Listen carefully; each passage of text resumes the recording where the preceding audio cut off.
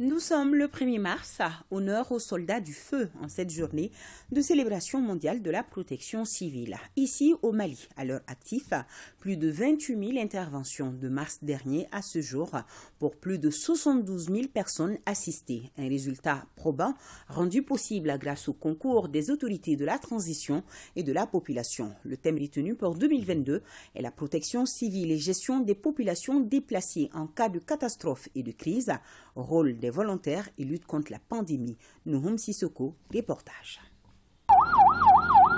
Conformément à sa mission de protection de la vie des personnes, de préservation des biens et de sauvegarde de l'environnement, les services de la protection civile ont effectué plusieurs interventions. La célébration de la Journée mondiale de la protection civile édition 2022 sous le thème « La protection civile et gestion des populations déplacées en cas de catastrophe et de crise, rôle des volontaires et lutte contre la pandémie » est une occasion pour mesurer le chemin parcouru. En 2021, les unités de protection civile ont effectué 28 377 interventions contre 23 200 en 2020.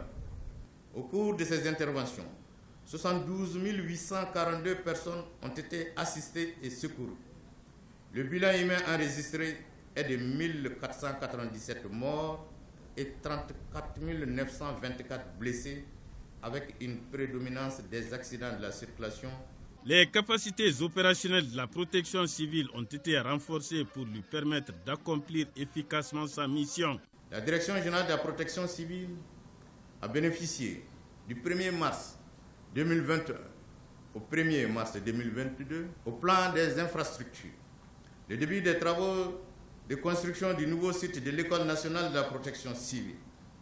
Le démarrage des travaux de construction du second centre de Kati et de celui de Nara.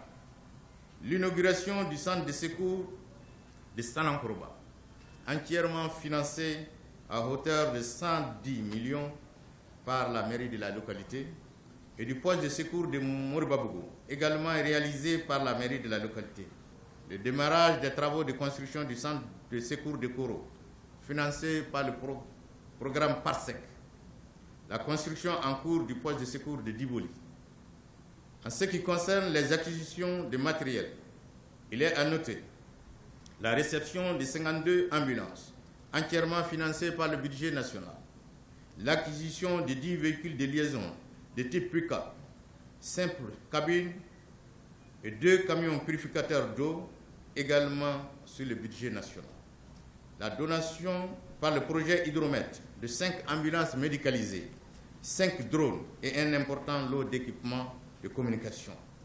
La réception d'un important lot de matériel moyen roulant et d'équipements offerts par la coopération française dans le cadre du projet 3 frontières, région de Gao, et du projet MENACA.